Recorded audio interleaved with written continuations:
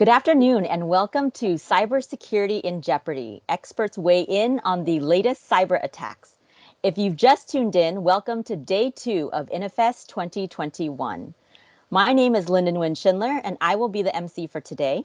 I'm the program head of I-71, which stands for Innovation Cybersecurity Ecosystem at Block 71 in Singapore.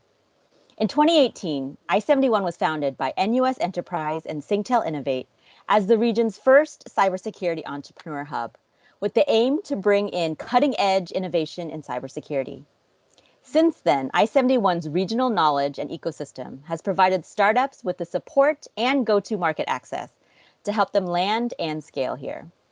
But there's much more to do as the threat landscape becomes increasingly complex, and cyber attacks are making headlines more frequently than ever.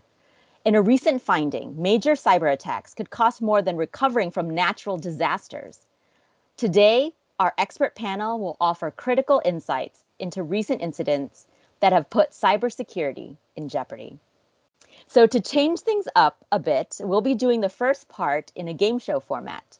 So we'll be presenting I-71's first game show, Cybersecurity in Jeopardy.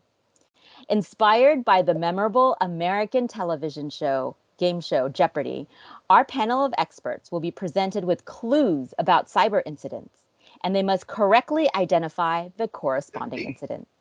So let's reveal the game board and categories for today. This is Jeopardy! Okay, so there's the game board. And looking at the board, each of these columns represents sectors where cyber attacks have inflicted huge damages. And the numbers in each box are what each cyber attack has cost the victims. So the 3 categories we have for today are critical infrastructure, supply chain, and healthcare. So for the first round, I'd like to introduce Abbas Kudrati, Chief Cybersecurity Advisor at Microsoft Asia. Hi, Abbas. How are you doing today? Hi, Linda. I'm doing well. Thank you for having me here. Good. Well, here, let's go with the game, shall we? Okay, That's looking great. at the game board, let's go with critical infrastructure for 5 million. Yep, it is. Okay, so it says this cyber attack shut down operations at a major U.S. gas company, which supplies the eastern U.S. with over 3 million barrels each day. Which attack was it, Abbas? Oh, this is fresh in the memories, not too far ago. This sounds like a Colonial pipeline attack. Okay, let's look to see if you have the correct answer. Is it? Yes, it's the Colonial pipeline ransomware attack. So can you share more about this attack and any learnings we have from it? Yeah, absolutely. Of course, if I start talking about the whole ransomware attack, I'm going to take the whole hour. But not too long ago, it was, I think, the 6th of May, when the attackers have attacked Colonial Pipeline with some malicious actor, and they launched an attack and started stealing the data. They locked the computers and also requested the ransom. But surprisingly, on the next day itself, which is the 7th May, Colonial Pipeline paid the ransom to these malicious adversaries. What surprised me in terms of the way the whole attack was launched, if you look at it, what happened in that case is initially the attacker did a password spray kind of an attack, or brute force to be more precise, and they got hold of a particular account. And using that account, they phished a particular user by sending a malicious link to them. And in that malicious link, when the user had clicked on the malicious link, it went to the Google Drive and downloaded a zip file which had the payload in that. And they also further exploited the SQL, using a SQL injection technique, their VPN infrastructure, which could be out of the patch or whatever other reason, but they could exploit the SQL injection technique in that and go put their hands on that. So after entering into the environment, they started traversing towards further environment within the network. They started using that payload. They created the command and control center. They installed the team viewer in one of the victim machines so they can start remote monitoring around that. And using that backload, they started doing the keylogger activity and started taking screenshot as well, using the .NET commands and many other things. Finally, they got hold of the data, they exfiltrated the data, and they encrypted the data and lock up their data as well, and asking them for the extraction of the money. So this was a very high-level timeline on that, in what happened in the case. Of course, as we go, we can discuss in terms of what we learn out of that and what could be done. Let's part that scenarios at a later stage when we discuss it. What could be All done right. better in that space? All right. All right. Well, thanks, Abbas. Well, we'll come back to you later then during the panel discussion to hear more insights. So thank you. And now we'd like to hear from Magda Shelley, Head of Cyber Advisory at Marsh Asia, to take the next topic. Welcome, Magda. Hello, Linda. What a pleasure to be Hello, here hello. today. Nice to have you here. All right, so if you're ready, let's start the game. Okay, we're looking at the game board there on the bottom of the screen. And let's see, which one will be good? Let's go for supply chain for 11 million then. All right, so this cyber attack forced the world's largest meat supplier to shut down all of its plants. Which attack was it? What happens, Linda, if I get it wrong? This Then is they suffer additional damages. this is for sure the world's largest meat processing company known as GBS. Is that right? Yes, it is. The JBS Meat Plant ransomware attack.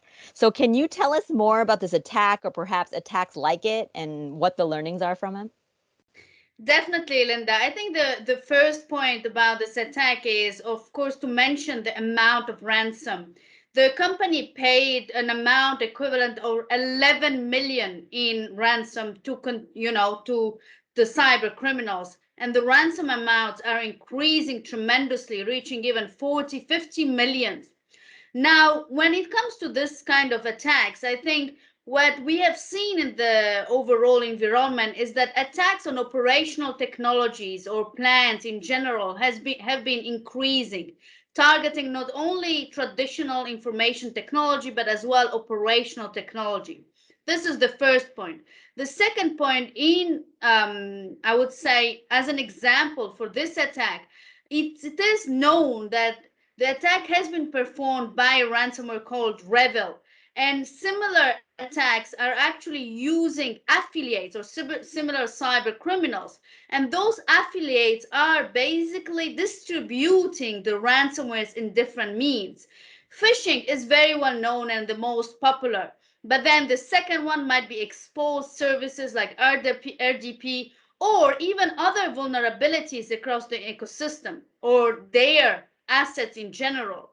So one aspect that I would like to add here as well, which I found extremely interesting, is how cyber criminals are trying as well to circumvent being detected by the cybersecurity tools. For example, the phishing or the attachment contained in the emails are not anymore directly containing the malicious software, but they might contain what we call a loader with a link that actually get that file afterwards. So the way of how cyber criminals again are trying to circumvent being detected is getting more and more sophisticated and at the same time really fascinating. So, Linda, GPS halted its operations for all its US plants. And basically, the initial assessment or the press statement by GPS mentioned that it was an organized cybersecurity attack affecting some of the servers supporting its North American and Australian IT systems.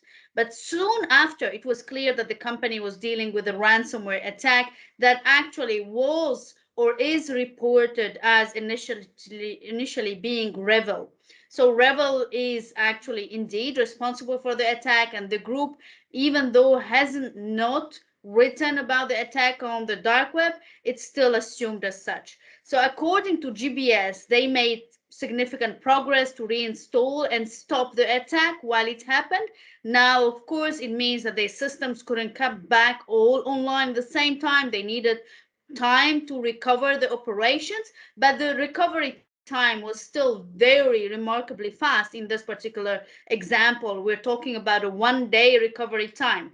The company did pay the ransom, which is what facilitated this recovery time, of course, and In additional, it's basically what we can see that those attacks or this type of attacks are focusing as well on operational technology. And as such, we're talking about plants, about critical infrastructure, essentially in supply chains. And that means that we need to look at the overall attack surface and not only the traditional IT infrastructure, but as well the operational technology. Okay, well, thanks, Magda, so much. So, I mean, there's lots more to discuss, but we'll come back to you later during the panel discussion. So thank you. Next, I'd like to bring in Selwyn Scharnhorst, Director of the Ecosystem Development Division at the Cybersecurity Agency of Singapore for the next topic. Welcome, Selwyn. Thank you very much, Linda. Very glad to be here. All right, we're so happy that you're here with us today. And so we'll cue the game board now and see which one we should pick for you. Okay, let's raise the stakes. Let's go for supply chain for 18 million. Okay.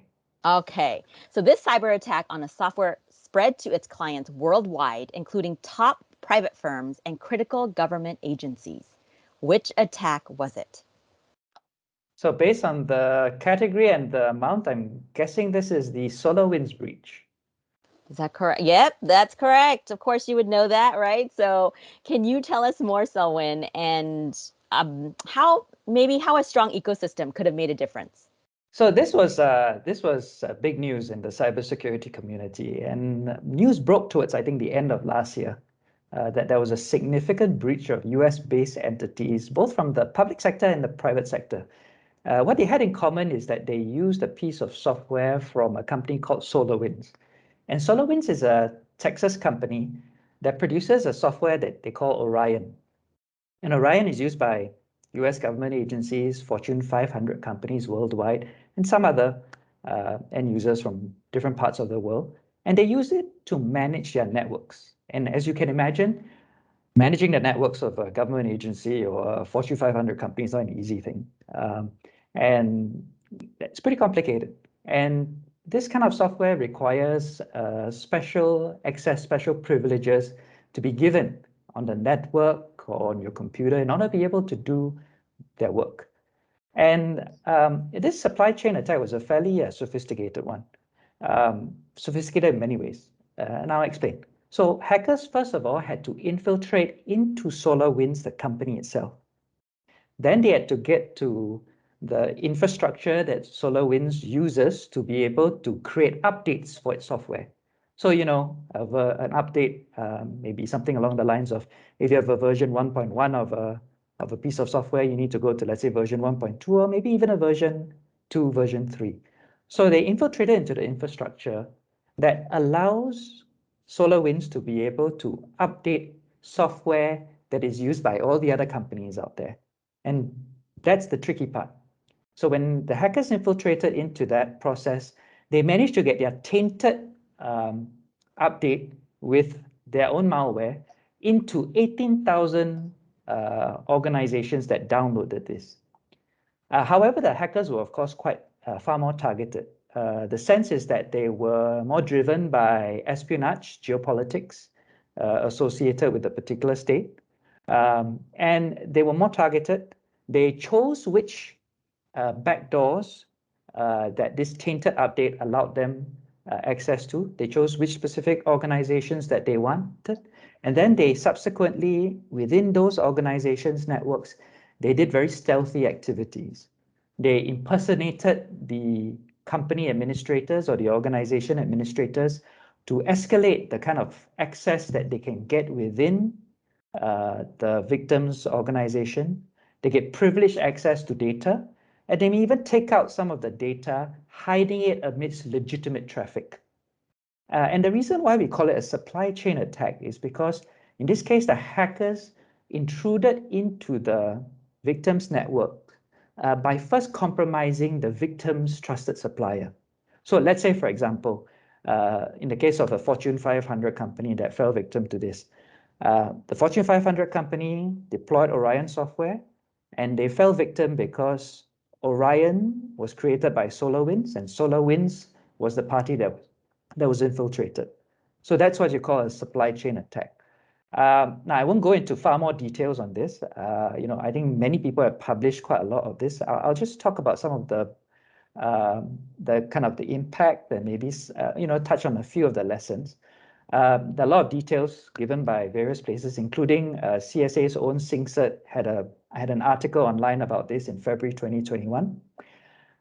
So the amount that was on the Jeopardy board was US $18 million. And that's actually the cost just to SolarWinds itself. I believe that was the amount that they estimated it cost them back in April. And the numbers continue to go up, I'm sure. It was estimated even earlier in the year that cyber insurance companies would be paying out several times that amount. And fixing and cleaning up the damage, which could involve replacing networks, replacing components, which if you can't replace them, maybe you can't clean your network of this. Replacing those networks, fixing them on the victim's part could cause even more multiples of that. And so that's the tricky component of it. And that's the deadly part about a supply chain attack. If you target a particularly critical vendor who has a significant market share in a demographic of your interest, you just target one supplier like that, and you get access into a numerous range of companies in your target demographic. So that's tricky. And that's one of the concerns about this kind of attack. It's not an easy attack to protect against. Many of the basic things that we often talk about in cybersecurity apply here. Things like, for example, in the first place, you need to make sure that your own staff within your organization, that they have awareness about cybersecurity. Creating that culture that you need to be a bit careful when you click on things that you're not familiar with. I think that's important. Being prepared to be able to respond to something like this, right? I think that's another key important thing. Often people say it's not an if, but an issue of when, and you don't want to be caught wanting when the when has happened to you. That's the second component. A third component is, as you can imagine, with supply chains attacks, it's good to have a conversation with your suppliers, your vendors, about security. What are they doing about security? Do they take measures to engage with their staff about security, building up their awareness? Do they do testing within their organizations, for example? And last of all, to those people who are in the cybersecurity industry, and of course, I haven't forgotten you, since I work with many members of the cybersecurity industry every day. Part of the tricky part about cybersecurity is there are always sources of friction and difficulties in implementing things across different organizations. And things like this, difficult problems like this, throw up opportunities on how we can innovate better, solve the problems of the end users better, right? It's almost difficult to claim or be able to say that you can solve everyone's problem.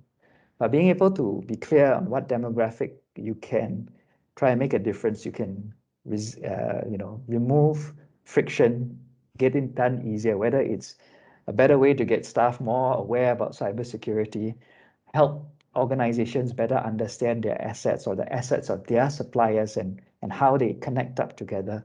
I think these things matter. But I'm sure we'll have a very interesting conversation ahead, so I should save something for that conversation later as well. Thank you for the opportunity. Yeah, thanks, Owen. And yes, of course, there's so much more to discuss always with these issues, but thanks for providing us a background, and look forward to hearing more from you during the panel discussion. All right, so finally, last but not least, let's hear from Doug Witchie, Assistant Director for Cybercrime Threat Response at INTERPOL. Hi, Doug. Hi, Linda. How are you? Hi, I'm good. Okay, are you ready? I am. Okay, so let's look at the game board. Okay, so there seems to be some strange boxes going on over there in the last category. So let's try healthcare for $0. But if we have time, maybe you can also share about how cyber attacks could also potentially cost lives, as shown in that last box in under that category. But first, let's go to healthcare for $0. Okay. As COVID-19 was emerging, a national hospital was saved from a potential ransomware disaster due to timely intervention and response. Which attack was it? Yes, it was, and I'm not going to tell you. Oh, Primarily because, look, it involves one of our member states, and we're really not in a position to talk about some of the challenges and issues that various countries around the world may have. But I can share some of the interesting issues around the attack, and unfortunately, it wasn't unique during the COVID-19 pandemic. We saw numerous healthcare attacks, which resulted in the release of a global purple notice, INTERPOL purple notice, to all countries around that threat. This attack particularly was interesting in that we identified, or the country involved identified, and then reached out to us for support and assistance in relation to the attack. They identified a beacon within their national hospital. As a result of identifying that beacon, we're able to isolate it and analyse it. The real true factor in relation to that was the country involved really didn't have the capabilities to adequately respond to that. We deal with a broad range of countries from first to third world, and what they did need was some expert assistance and support in relation to that threat. Bringing in the services of our private-public partner network here at INTERPOL, we're able to provide some technical support from one of our key cybersecurity teams and organisations. And over the course of around about 2 months all up, we're able to cleanse the systems and actually prevent obviously any further damage in relation to that case. The hospital system that was attacked in this case was the primary responder to COVID-19 in that country. So obviously ensuring that that type of critical infrastructure is protected and maintained is one of the key, I think, fundamental issues for all of us in the cyber environment, and ensuring people are safe. We have seen attacks on other hospitals, unfortunately, across the Americas and Europe, as well as Asia. We've responded to a range of different attacks over time. We've seen an attack on a hospital in Germany, which resulted in the death of a young lady at that hospital that was obviously being provided critical care, and the ransomware attack debilitated those systems. So they're currently following up that inquiry with potential murder charges against those offenders. And obviously, more recently, the attack against the Irish health system, which the Irish police are actively involved, and we're supporting them in relation to that response and activity. So it's an ongoing issue, an ongoing threat, particularly around critical infrastructure. The other examples provided during this course are obviously key elements. And, we're seeing spikes in ransomware, and it's creating a range of different challenges and threats for all of us collectively. So an attack against one's an attack against all. And we will continue to work with our member countries to obviously try to prevent and obviously disrupt the threat actors behind these attacks. So I'll hand back to you, Linda. Yeah, thanks for sharing as many insights as you can without naming any names. I mean, understand the sensitive nature, so appreciate that. So I'm sure all the panelists have a lot more to share. So let's move on to the panel discussion next and examine the threat landscape in greater detail. So welcome back, everyone, here to the panel. So earlier, you each gave a glimpse into the recent cyber attacks making the headlines. But there's obviously so much more that can be fleshed out and learned from these incidents and others.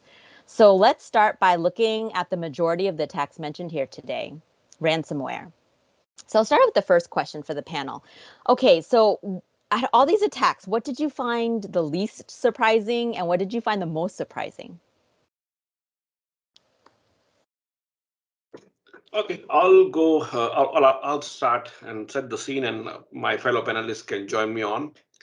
So the least surprising, I would say, is, let me go one step back. So the pattern, if you follow the 3 examples or 4 examples, what we saw is we call it a human-operated ransomware kind of a pattern. So traditionally, we see ransomware. One is a commodity-based ransomware, which is targeted towards the mass community, and they are not typically being followed. They just throw something on it. If they get lucky, all good. But in this case, we call this type of attack a human-operated ransomware. That means the adversaries are spending lots of time hands-on keyboard. They work on a target for a number of months. You saw example of SolarWind, you saw example of Colonial Pipeline, we saw the JCB meat company and all. These are targeted toward a specific industry. They do proper study, they They wait for a number of weeks and months, sometimes for 3, 6, 8 months. In case of SolarWinds, you saw how much time they were within the network. So that was a kind of a surprising factor as well. It is not something which they just want to click and forget. And if you look at the way the example which I gave you, Colonial pipeline, the method is not something new. They are using the same old techniques, phishing, password spray, identifying the weak link, weak passwords from getting the dump from the internet, password dumps and all. Once they get ahead of it, the second technique we saw in Colonial pipeline example is the SQL injection. Half of the world infrastructure, more than half of the world, I would say, are because of a misconfiguration or outdated patches on the web applications and infrastructure, which are facing towards the internet. And SQL injection is one of the top most OWASP category in terms of way they are attacked. So common attack, password brute force, SQL injection. So if you fix these two areas, first thing is multi-factor authentication. If the end user have multi-factor authentication for all their identities, starting from their home identities, could be Facebook, LinkedIn, or Gmail account, whatever they're using it, and going back to the company as well, having the second factor authentication would have really helped in terms of blocking those brute force attack. If at all they got one password, second factor would have helped them. Second, continuous monitoring of the missing patches or vulnerabilities or misconfiguration would have helped in blocking that a VPN infrastructure which they were hosting. Could be an older patch or they have not been up to date. Third thing is an active monitoring. If any adversaries within the environment, if they have a good EDR or XDR solution, that could have been picked up, and having a good monitoring system in terms of security operations center or SIM would have identified any kind of behavior going around in the network. So very basic stuff, which is not surprising, but surprising part is why this basic hygiene part was not followed. Over to you guys. All right, would anyone else like to chime in on this? Yeah, Linda, I would like to add that definitely while we have seen and we are continuously seeing very sophisticated attacks, we see as well attacks that are using, like we just heard from Abbas, really traditional and old-fashioned type of vectors. And this actually comes down to the fact that companies are still, while we see on the news every day cyber attack, they are still missing the point into deploying the fundamental security controls. And if we go into particular industries, and I would like still to mention like shipping or manufacturing, then the level of maturity around the fundamental cybersecurity controls is even lower. So it seems like this is the most surprising for me. It seems like those companies, they still do not see cyber as a threat. They do not see it as a business risk. And all those type of attacks are not, I would say, encouraging enough for them to actually relook at their exposures and address them accordingly. They still consider cyber as a technology problem, as an IT problem, and they don't look at it holistically. So this is the most, surprisingly for me, in terms of maturity around the world. Now, the really good point, I think, and what we see coming to ransomware attacks, and I think those are getting very popular, is that on the other side, because of the number and the increasing interest in those type of attacks, we still see an increase in interest from everyone. Even like Selvan mentioned previously, we're talking about insurance companies. And of course, Marsh as a broking and one of the biggest risk management company is dealing with cyber insurance. We see a lot of interest from companies to understand how to address this particular threat of ransomware. So the one really, again, disappointing fact that companies are still missing the fundamentals. They still consider that they are not a target, that they don't need certain security controls, that's not a business risk. On the other side, we still have this positive approach of increasing maturity and interest in especially some industries more than others, and an interest to really get up to speed with the right security measures. So I would say we have a long journey still to go, but there is a lot of positive outcomes and definitely the right direction going on, no matter of country, region, or industry. Yes, no, definitely. I keep on hearing over and over again, it's a basic fundamental security, right? We're not even looking at like the super complex I attack think methods.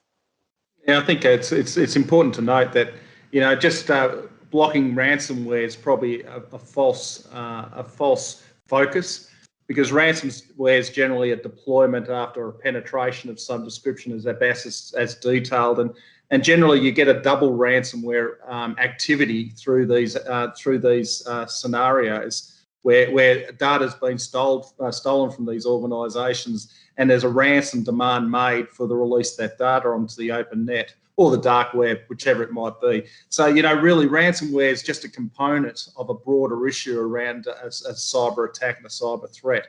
And I think, from our perspective, we need to also look at, obviously the hygiene issues around social engineering and making sure staff are trained and those types of things, the issues around legacy systems and making sure they're patched and maintained and supported. The threat environment's changed significantly for cybersecurity, particularly in organisations. COVID-19 has moved the workspace away from primarily the footprint of an organisation to a remote workforce. Therefore, you've got risks and issues associated with the home environment, their wireless routers, the family members inside the household that presents added risk. So, for cybersecurity, it's really quite challenging from that. And then selling those risks to a company board to actually get them to invest in some stuff, because generally IT is an underinvestment, across the board. And cybersecurity is a nice to have, but not really a must to have. I think, the issues of ransomware at the moment are really highlighting these risks and threats, and we really collectively need to do something about that.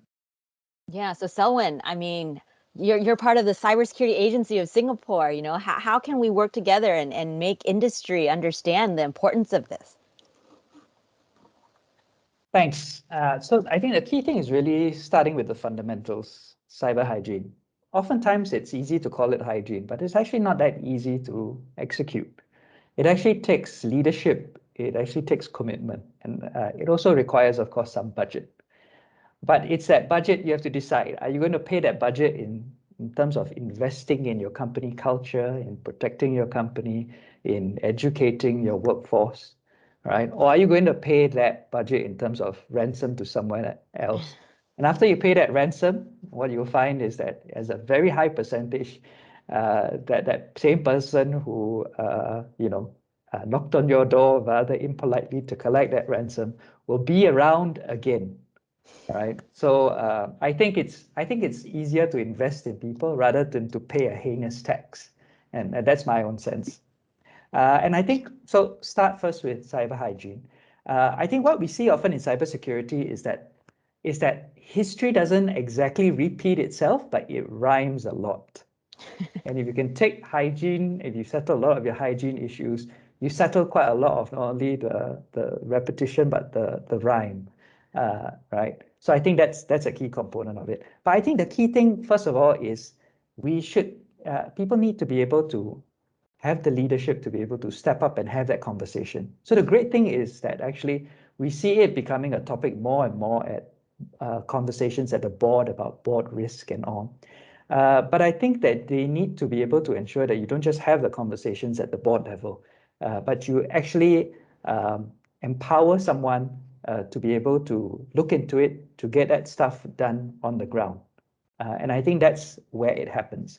And we recognize not all companies may have the resources to have a cybersecurity team within their organization. Some do, and that's great. Some don't. And so you may need to have these conversations with, for example, your IT vendor, right?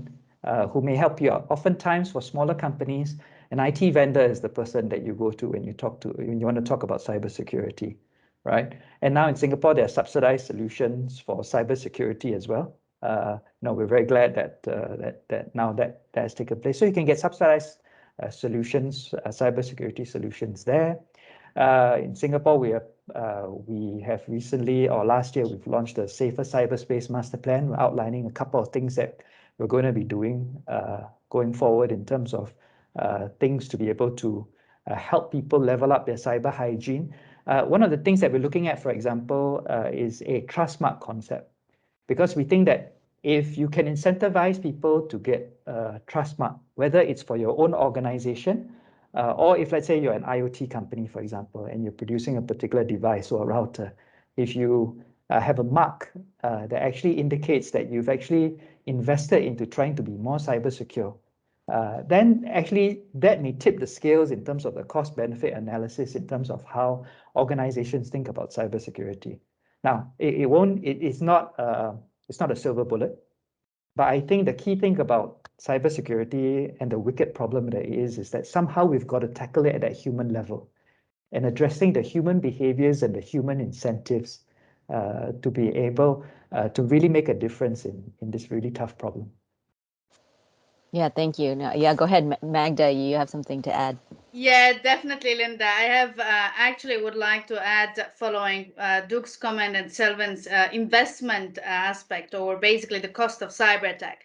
Let me start first with the point around the evolution of ransomware attacks, because that will help to understand as well the consequences and costs associated following such an attack.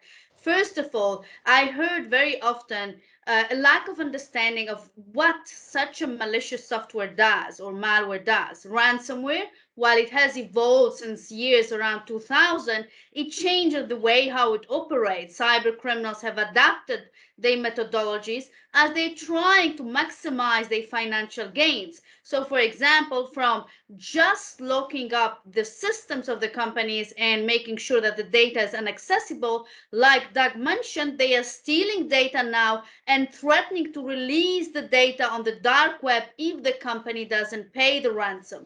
So they're trying to innovate, and we need to understand that they are cyber criminals and they think like criminals. This is the first point. The second point, coming to Selvin's point about investment and the cost of attacks, when we talk about such a ransomware attack, the consequences are not just, for example, the downtown of one system and the recovery. We need to look at holistically the involved costs. The cost might be direct to the company, or the cost might be related as third-party costs, liability costs, and any further additional costs following that particular attack. So for example, if a company is completely disrupted following a ransomware attack, one, they need to recover the operation. They might not be able to supply to their customers. They will be losing profit and revenue. They will need to have the assistance of their IT support in order to recover the operation. The investigation related to that with a forensic vendor, for example. I have rarely seen the forensic vendor being in-house. Then eventually legal costs, because they need to understand if they are allowed to pay the ransom in their country. They need legal advice. In some countries that might be not allowed because it is considered as monetizing crime. Then additionally as well, any communication costs, because if you are unable to provide services, you need to inform your customers. You might eventually inform as well regulatory bodies and agencies.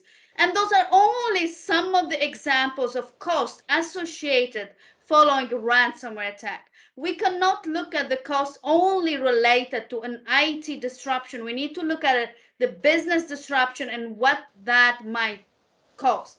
In addition, if we have the data breach, maybe we have a fine or penalty coming from the related to the privacy law. So again, when we look at the investment, we need to understand, if we are the board of a company, that we need to look at the return on investment from that perspective. If our business is disrupted following a cyber attack, the costs are not only IT costs, they will relate to the fact that our business unable to provide certain activities, to continue its business traditional activities.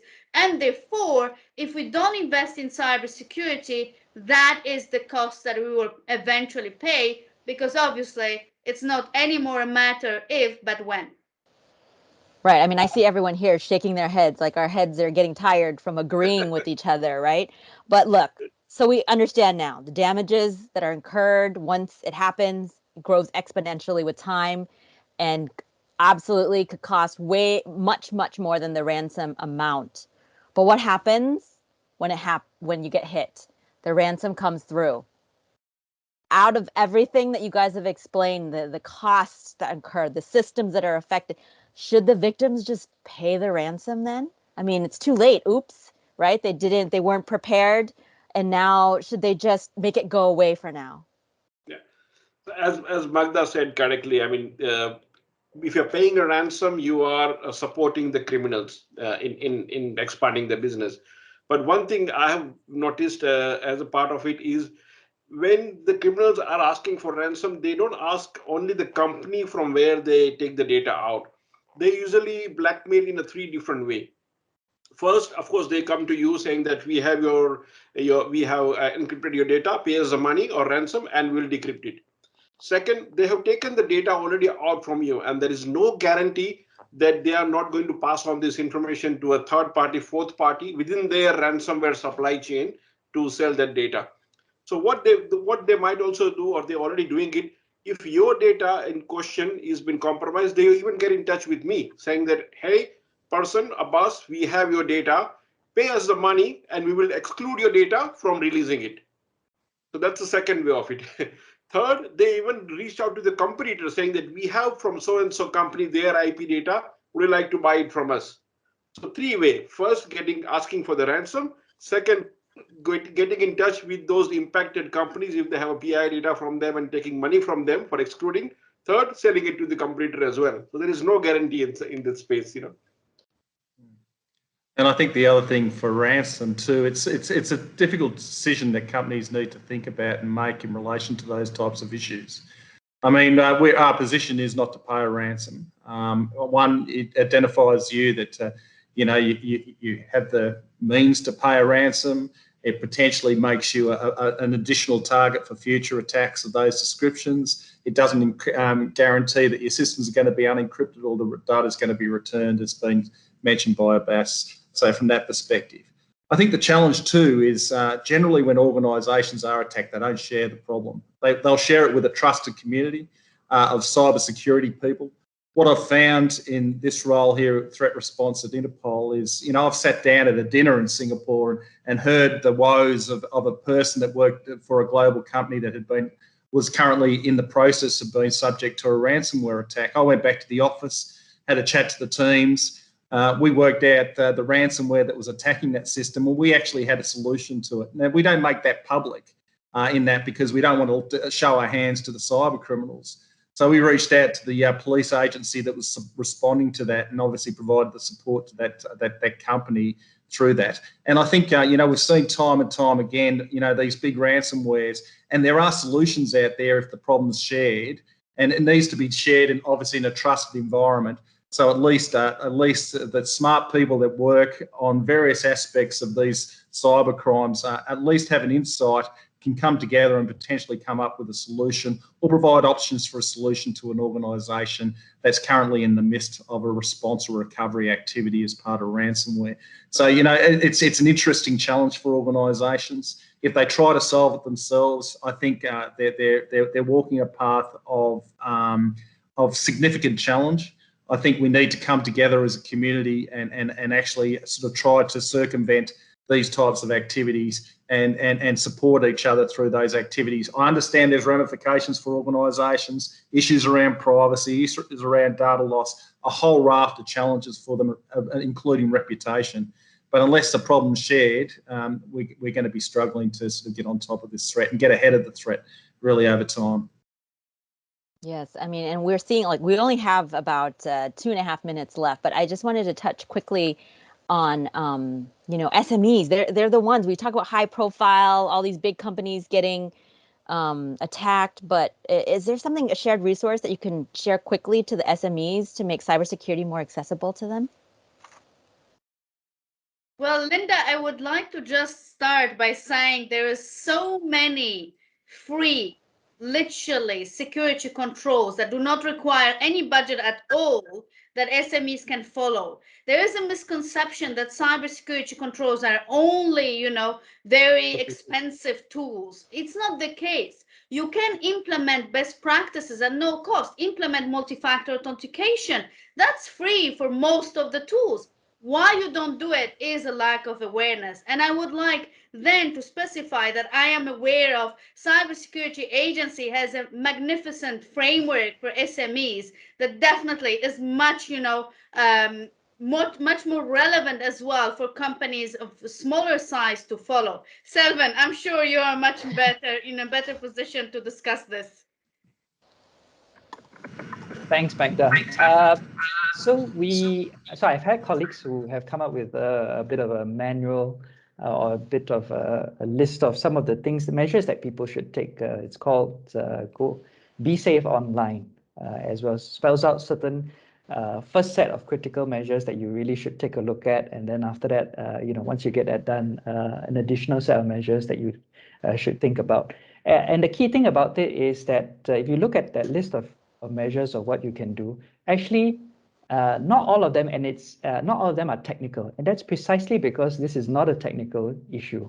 You need to have leadership. You need to know what assets you have. For example, what are the things that you have that could be vulnerable? What is important to your company, like the data that you have that would put you at risk if it were to fall into the wrong hands. And these are the kind of things that it's important to be able to be aware of, to be able to start taking that journey along the way. And then key thing is, don't assume you can do this journey all by yourself. If you get stuck, there are people who can help you along the way. There are, if you, for example, like I mentioned before, if you already have a managed service provider who's helping you out on the IT front, you could get them to come in to take a look. There are subsidized cybersecurity solutions that are available out there. If you run into issues encountering an incident, you're not quite sure whether it's an incident or not, SingCert has put out some tools to be able to help you at least answer some of your basic questions when you first think that you encounter an incident, right? And what you should be looking out for. So there are a variety of things. The tricky part is that you've got to get started beforehand.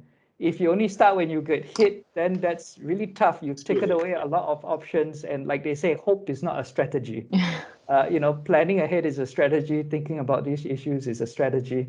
Given that, I think in the case of SMEs, an attack like this can literally mean whether your business survives or not. I think it's worthwhile spending some time to be able to, to do that, to understand what are the measures that you need to take, that journey that you need to go on. And no one expects anyone to be able to finish that journey in one day, right? It's got to be a bit of a process. You can't put it on just one person. Get a team involved, and I think that's ultimately the way to do it. All right. Well, I mean, gosh, there's so much more that can be discussed, but I think now let's give the audience an opportunity to ask questions of our esteemed panelists during this next segment, which is the live Q&A. So we'll now go to the audience for some questions.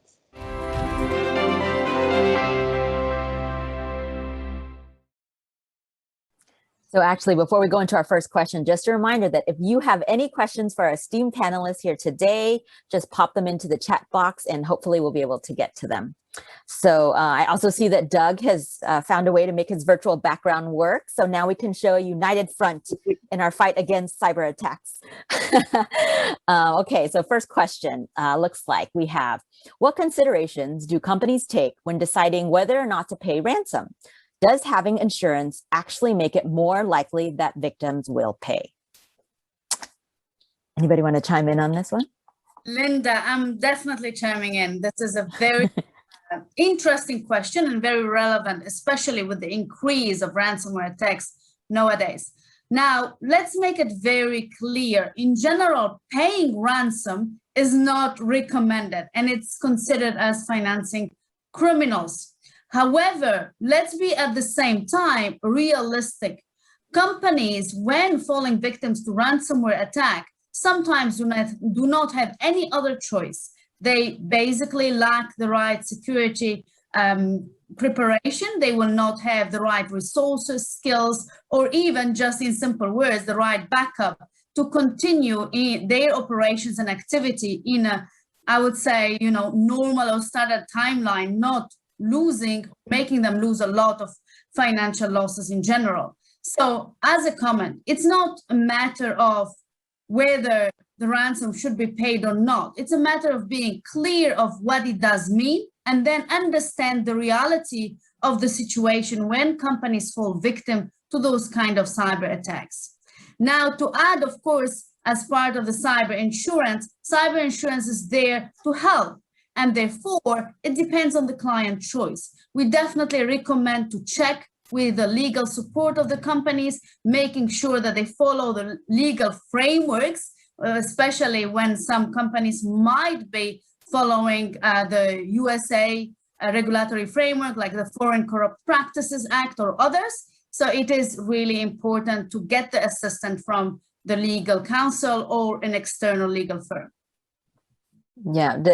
Yeah, I mean, insurance is such an interesting issue right now, right? I mean, everyone's now looking at this as a way to help the companies that are suffering all of these losses, but it'll be interesting to see whether or not that leads to an increase or a decrease in these attacks. So I will go to the next question.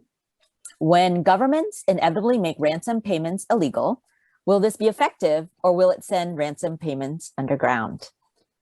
Any of the gentlemen with the Cybersecurity Agency of Singapore or INTERPOL like to chime in? Yeah. No one's, oh, look, I might as well start the discussion. Look, an interesting challenge.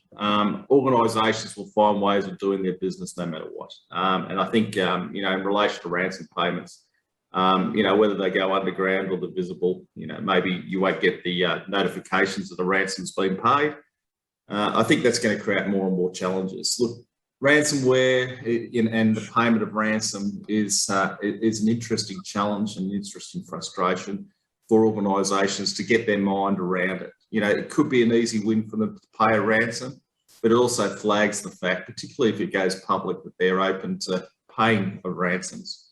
You know, cyber insurance is an interesting concept and an interesting challenge for organisations. But we think the rapid increase in relation to crime, particularly cybercrime, making up to 50% in some countries of all the totality of the crime, you know, how far can the insurance industry actually fund, you know, the payment of ransoms or recovery of systems? And I know there's been some discussion around that.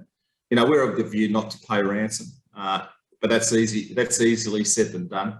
And I respect that there's a multitude of challenges and difficulties for organisations to consider, not only in relation to their business delivery and returning to a business performance level that, you know, prior to an attack, but also obviously they've got broader considerations in relation to staff and their own viability into the future. So, I mean, it's a really difficult and challenging environment. And I think, you know, the problem is if they're going to make demands, that they'll find a way to get it paid. So I'm sure it'll go underground. Linda, I would like to add actually just very quickly here a point around the ransomware attacks and the consequences for the businesses. Because we mentioned cyber insurance and the ransom amounts, but those are not the only consequences that might lead to financial losses when a business becomes a victim of a ransomware attack. We might look at profit loss, additional investigation costs, recovery costs that are related to putting the system back, even if the company has a backup. So just to clarify as well, when it comes to cyber insurance that will help whenever there is a ransomware attack, we are as well looking at additional costs rather than just looking at the ransom amount. Selvin, over to you. I'm sure you have very insightful aspects to add. Thanks very much, Magda. I actually agree with a lot of my colleagues on this panel that it's not a straightforward issue. And you've seen Magda talk about some of the pragmatism and the practicality issues, both in answer to this question as well as the answer to the previous question. And I think the fact is that we've got to be quite pragmatic about this. And 2 points I want to add. Number one, we have to be aware that insurance companies themselves are adjusting and figuring out how they need to adjust their policies. Do they need to ensure that the people who take up their policies, do they need to raise the level of preparedness, for example, that they need to meet in order to be covered, for example. So that's one thing that's also going on at this stage. Second point is that I think that there's also scope for more cooperation. And I think when these aspects come together, I think then it helps us to be able to untangle what is right, but at the same time the practicalities of this issue. And what do I mean by cooperation? That cooperation in the sense that can countries come together to have protocols to be able to help each other. Now, we are not working in a world where everyone gets along perfectly, but nonetheless, I think what we've seen is that on many aspects of crime, countries are able to come together to have protocols, for example, when it comes to anti-money laundering or things like that.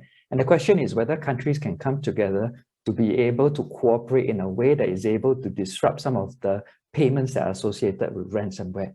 And I think if we can make progress on these fronts, I think it will be able to translate into something more practical and pragmatic for the victims of such crimes. Thank you. Yeah, thank you. Let's go to the next question. Many of us are not experts in cybersecurity, but still, what can we do to make things more difficult for hackers? So maybe Abbas, you can take this one. Yeah, absolutely. Seems to be an interesting question. Of course, you don't need to be a cybersecurity expert to make a life a bit difficult for hackers. See, understand the hacker mindset. They are very impatient. If they are targeting one particular company and if it looks like it is difficult to penetrate, they will move on. So we should implement a layered defensive approach, as we say, for example, multi-factor authentication. If they see if they get hold of the password, but because of second factor authentication, they are not able to get inside, they will move on. They will not spend time in identifying why and what and things like that. That's one thing. Second thing is sharing. That's where the biggest challenge today is. There are a lot of small, medium enterprise and even large enterprise. If something happens to their organization, could be a targeted breach or a compromise, they don't share sheerly because of the embarrassment. If you don't share with others, you won't know what happened and why happened and who did that. So if you share that kind of information, irrespective of your size, with agencies like INTERPOL or local CERT or anyone, that way we can work collectively towards a single target, which is combating against these hackers. So these are just two examples. Of course, we can go a lot more on that. Yeah, thanks for that. I mean, it's good to hear that we can do simple things, at least to, keep the attackers at bay and maybe make them, move on to something else. So definitely things that we can take into our own hands. Let's go on to the next question. What is the approach against cyber attacks by state actors? Ooh, this is an interesting question. Approach against. Well, I'm going to butt down to that one. Under our charter, we're a neutral organisation, so we don't. Once we identify a state actor, we withdraw under our articles within our organisation. So I'll bow right out of that one. Oh, very interesting to know that. Anybody else want to take a stab at this? It's a sensitive issue. Yeah, absolutely. Well, I'll just say maybe the following. I think the best approach against such a thing is you should know if there's something that you hold that may be of interest to state actors. And if you have considered that, then I think the best thing to do is to prepare yourself. I think that is really what you can do. Because otherwise, depending on what kind of organization you are, you may be at disadvantage, right? It may be a matter of time, but what you can control is your response to it. Know yourself, know your organization, know your assets, have backups, be prepared.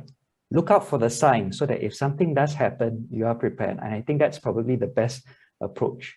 The internet's a bit of a wild, wild west.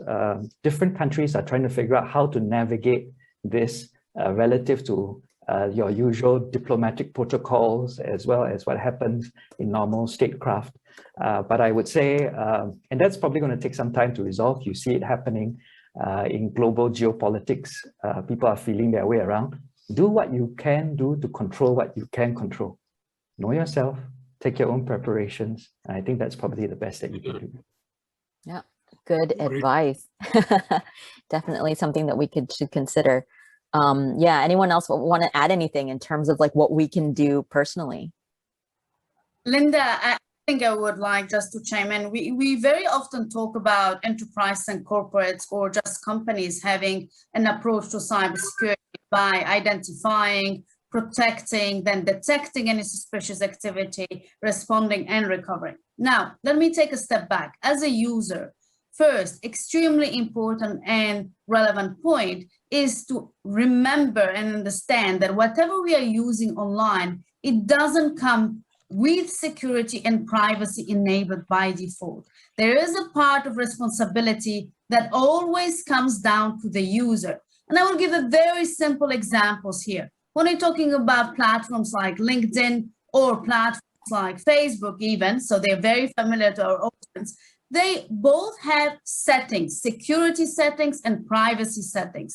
Those settings are not activated by default. You need, as a user, to go on this platform and activate them, put them on, including multi-factor authentication, which Abbas mentioned previously. And this feature is free, and it enables a second layer of authentication. So basically, you can prove that it is you that is trying or who is trying to log into the platform.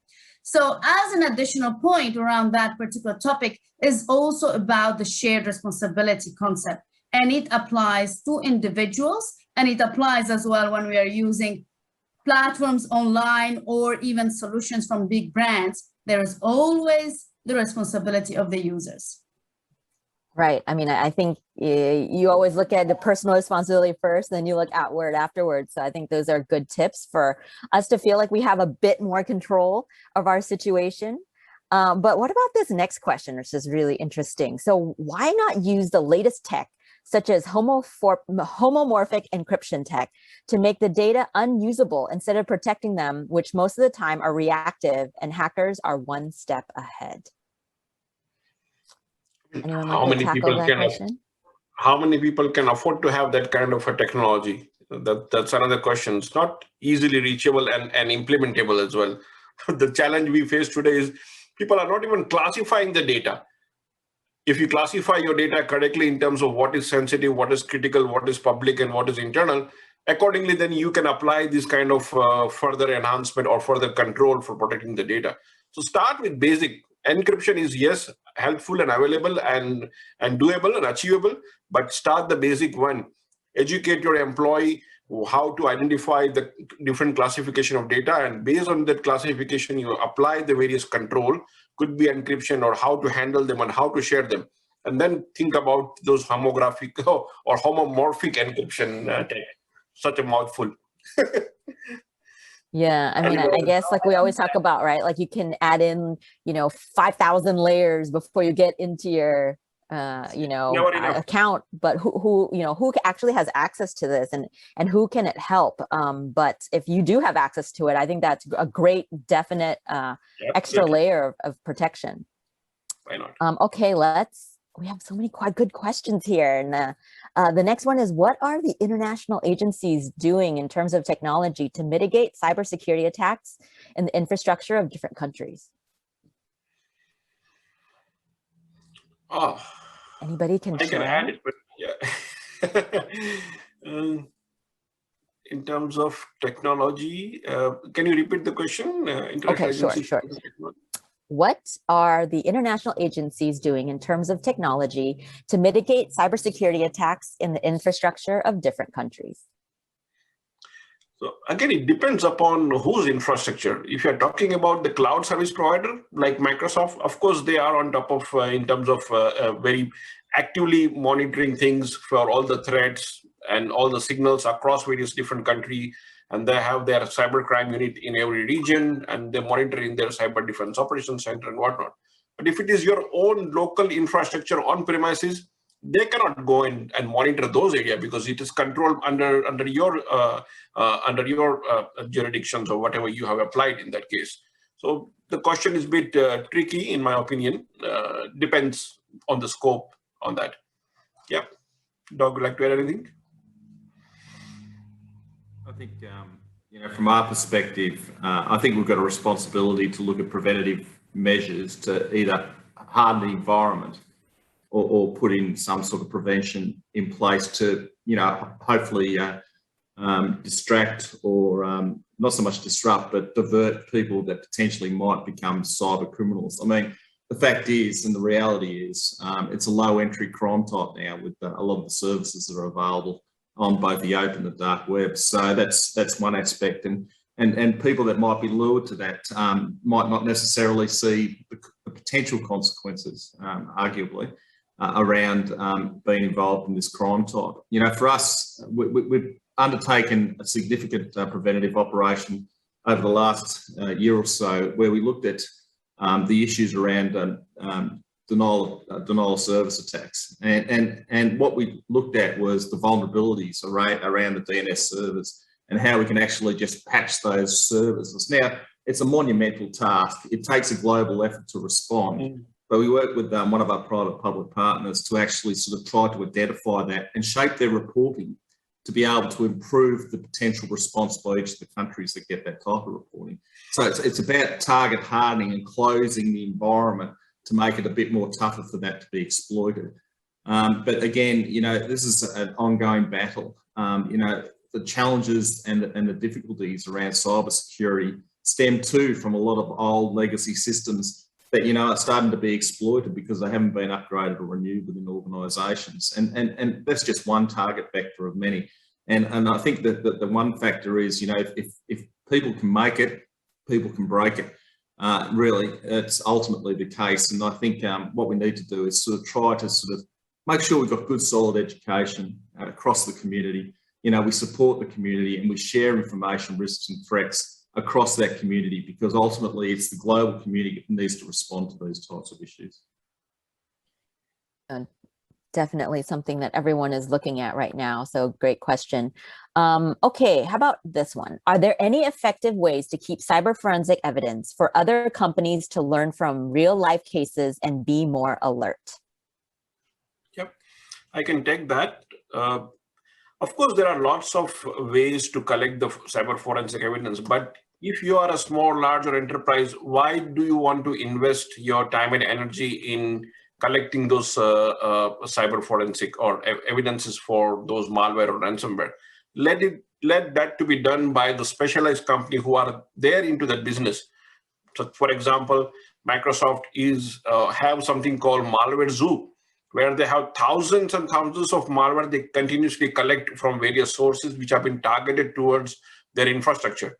And the only reason they collect it because they want to learn how these various malware and viruses and ransomware operate, so we can secure our infrastructure. And something similar has been done by many antivirus companies, could be FireEye or McAfee or many other top brands who are into that business. So why you want to double dip the investment and something you want to invest your time and energy on doing that, unless it's something of you are passionate or it is in your business. So I would recommend leave these tasks with the specialized company who are into that business.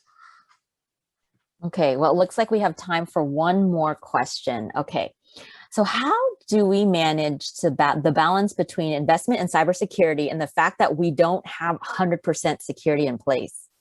Anyone like to tackle that question? Oh, Linda, I'm taking this one definitely. Okay. My favorite topic, cybersecurity investment, and the fact that it has been perceived by many companies as just a cost. So let's start by first clarifying, and I like always to clarify and make it clear and simple, that cyber risk is a business risk. We depend on technology for whatever business activities we are doing. And therefore, if our business is interrupted or disrupted by a cyber attack, it disrupts as well our capabilities to generate revenue as a business. Now, this is exactly how it helps you to understand the return on investment for cyber. So basically, by calculating or quantifying the cost associated following a cyber attack, you will be able to understand the cost associated with that particular risk. Now, of course, when you have visibility of dollars, it's up to the company's management and the risk appetite of the company to decide what to do. Are they happy with that particular loss if it materializes, or do they actually want to reduce it or eventually transfer, or maybe both? So for example, if the amount is very high, much higher than the risk appetite, maybe the company management decide that it's better to invest in further tools. But now that you have a visibility of the financial number related to the cyber risk, you can decide as well how much you're going to invest in the tool. Obviously, you're not going to, for example, buy something that is too expensive or more expensive than the risk itself. On the other side, you can as well have a balanced approach, as I mentioned, between implementing some additional processes, perhaps some more awareness, we're talking about people, and a tool that is less expensive, which will reduce your risk to a certain level and then transfer the other one with the cyber insurance. So I always say it's a balance. 100% security doesn't exist, but understanding the financial cost of your cyber risk will help you with your investment, with basically as well projecting and forecasting your budget, but as well deciding where to focus your priorities and investments. Thank you for that. Does anyone have any last comments with regards to that? I'll add on something, and that is, again, you just have to remember that for the average company, you have to be, it's better for you to be better than your competitors, because again, the weakest ones are the ones that are usually picked off. So bear that in mind when you think about your risks. Don't let the worry about achieving an optimal balance ultimately paralyze you, and you depend on hope as a strategy rather than action as a strategy. So I think if you keep that in mind, at least you'll start on the journey and you'll be in a better place than many. All right, good tips.